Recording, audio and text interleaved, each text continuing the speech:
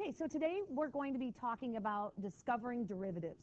Remember, a derivative is the slope of a tangent line.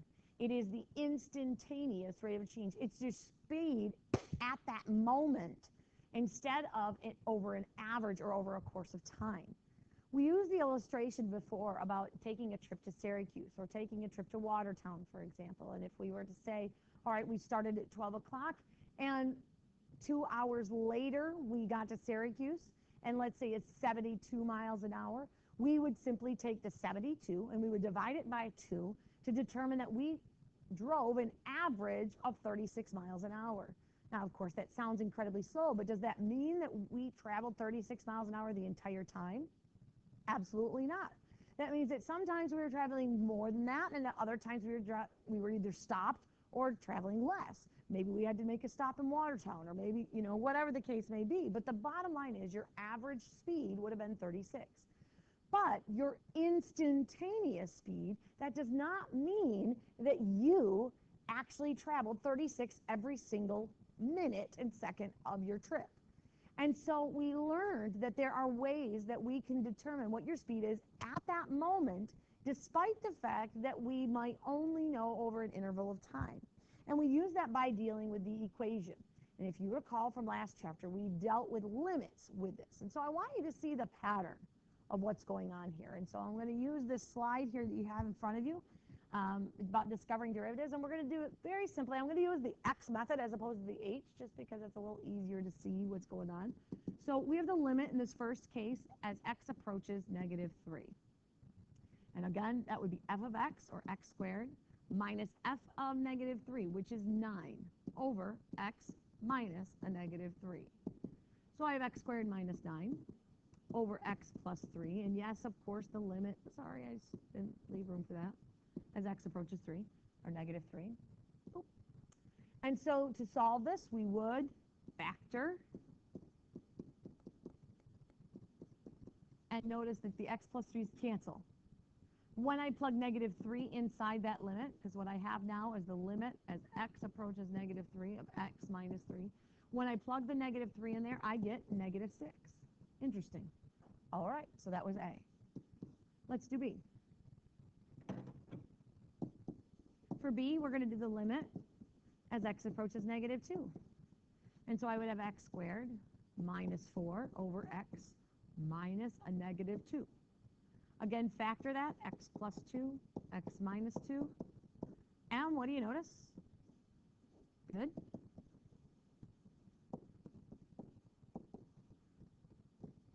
And so I am left with the limit as x approaches -2 of x minus 2. We plug the -2 in there, you get -4. Good. Let's try another one. All right. C. The limit. X approaches -1. We have x squared minus, and then of course that y value is 1, over x minus a -1. Again, you factor. You get x plus 1, you get x minus 1, and the x plus 1's cancel. So you have the limit as x approaches -1 of x minus 1. You put the -1 in there, you get -2. Interesting. Do they just keep going down? That might be the pattern. Let's see. Let's keep doing it. D says the limit as x approaches 0 of x squared minus 0 over x minus 0. So that's x squared over x, and of course that simplifies, so I have the limit as x approaches 0 of x. And so you plug 0 in there, you get 0. Seems to be just continue to go down. Let's keep going. E. Sorry, lost it there. The limit as x approaches 1, x squared minus 1 again, but this time it's over x minus 1. Again, you factor. And this time the x minus 1's cancel. You put your 1 in there.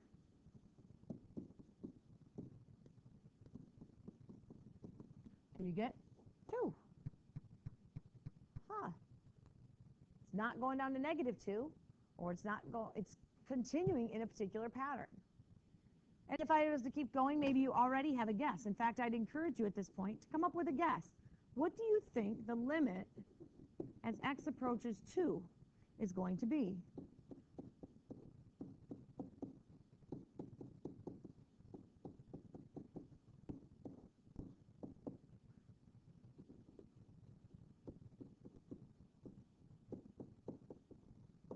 Did you get it right?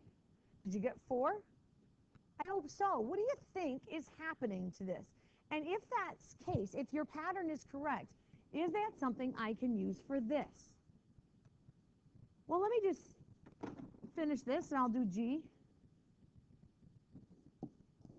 which was the limit as x approaches 3. And so I'd have x squared minus 9 over x minus 3. And again, I'd have an x plus 3 and the x minus 3. And the x minus 3's cancel. And then I have the limit as x approaches 3 of x plus 3, and I get 6. All right, well, finally, let's get back to that h, or the limit as x approaches a. That would be x squared minus a squared over x minus a. That does factor.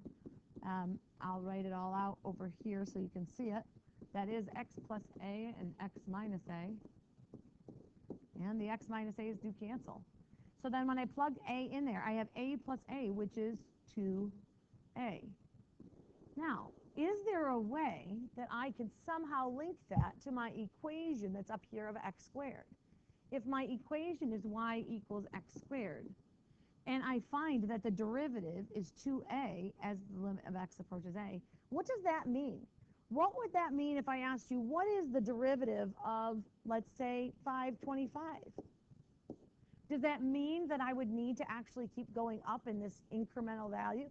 Or is there a way to use this h, step h, as my shortcut? Is there a way that that's basically showing me? And obviously there is. Well, how about if I said 100? Oh, sorry. Is there a way that I can figure out what the slope is at 100 without actually going through everything in between there? Well, there is. In the same way, maybe you already have linked that. You're like, okay, yeah, so I double it. But does that mean for every equation we just simply double it? That is a great question. Let's look at this next one and let's see if that's the case. All right, so let's do the limit as x approaches negative 2. Now this will take us a little bit more because we're going to have to divide these. So I have x cubed minus a negative 8, so that makes plus 8, over x minus a negative 2. And so we'll have to do that division. So excuse me, as I do this off to the side, I'll kind of use this as like my little scratch paper here. I'm going to do x plus 2 into x cubed plus 8. And remember the days of doing this, it helps to have that placeholders there. X goes into x cubed. Good, x squared. That gives me x cubed plus 2x squared. And then what do I have to do? Excellent. Change both the signs. Remember not to forget that. So I'm minus 2x squared, and I bring down the next term. That placeholder, again, helps us out. Okay, so now what do I have to do? How do I get x into negative 2x squared? Great. I get negative 2x squared minus 4x. And what do we have to do? Change the signs. So I have 4x plus 8. And how do I get 4x plus 8 with that? I multiply by 4. And of course, that does in fact work. So what that means here is we have the limit. X approaches negative 2. X squared minus 2x plus 4. Now plug negative 2 into that equation. I got to move that guy out of the way.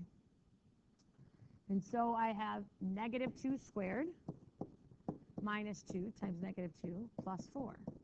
Okay, so it's 4 plus 4 plus 4, which actually equals 12. Well, that certainly isn't just double that x value. I would encourage you at this point to do the others. I could even pick another one. I'm probably not going to go through every one of these, but let me just do one more and show you. Let's do one. I'll choose D on this one. And so that would be x cubed minus 1 over x minus 1. And again, let's do that division over here. X minus 1 into this.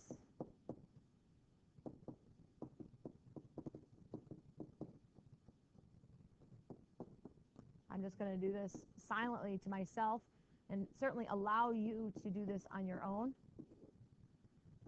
If you are doing this on your own, feel free to stop and work through this yourself.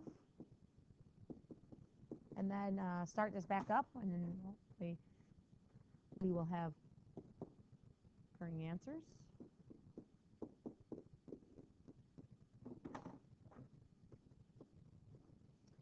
Notice I'm being careful to change the signs each time. And so now what we have is the limit as x approaches 1 of x squared plus x plus 1. Plug 1 in there, you get 1 plus 1 plus 1, which is 3. Interesting. Is there a way to figure that out? Maybe you're even looking at that thinking, is there something about multiplying by 3? I hope that you have some kind of working in your mind right now how you can do this every single time, because what we want to do is create a rule in which we don't have to go through this for every single one of these. There's 5 of those. Do I really want to do 5 divisions? No. So let's look at this one with a. X approaches a. All right, and I'd have x cubed minus a cubed, and yes, I would have over x minus a. And so as I've done with every other one before this, I'm going to do my division, x minus a into this.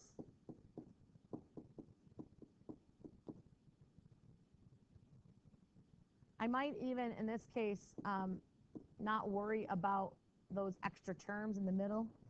So I was thinking about putting placeholders there, but I don't think I'm going to do that at this time. I think I'm just even going to erase those just so I avoid that confusion and just allow for some extra space, because there definitely will need to be that. How do I get x into x cubed? X squared? Great. X cubed, that would be minus ax squared. And so when I change the signs here, the x cubes cancel out, but I have this lonely ax squared. And I'm not even going to bring down the next term, although you can bring it down, and I guess I did. But what gives you ax squared? You'd have to multiply by ax. When I multiply by ax, I would get ax squared minus a squared x, right? And when I subtract, those cancel out, but these don't combine, so I'd have a squared x minus a cubed. Okay, so what does that amount to? That would mean I'd have to multiply by a squared. And when I do that, it does give me a squared x minus a cubed. I've run out of room there, so I'm just going to leave it at that. So I have the limit as x approaches a of x squared ax plus a squared. Now plug a in there. I get a squared plus a times a plus a squared. I have 3a squared. Interesting. Your original equation was x cubed. The derivative of some arbitrary number a is 3a squared. That means for any a, that's what I would use as a rule. Have you found it yet? Have you discovered what that derivative might be? Think quietly to yourself. If you're in the class together, or if you're watching this at home, I want you to just think to yourself, maybe even put a guess down. What do you think, then, the next piece of this might be? What do you think it would be for x to the 4th or x to the 5th? How might I be able to answer those questions so that I would know maybe how to get that derivative without actually doing it? So let's see if you're right. All right, how could I get x to the 4th? How could we come up with a rule for that? Any guesses? And this is especially where I wish I had a classroom full of you for you to hear this part, because I think your suggestions lead us actually to find that ultimate answer. But hopefully what you're seeing here is that every single time, so we have x squared and it became 2x. And then with x cubed, it became 3x squared or 3a squared. So what do you think is going to happen to x to the 4th?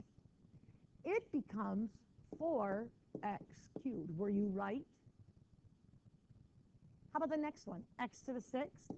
What would that be? 6x to the 5th. For those of you that got it, excellent. If you didn't, that's all right.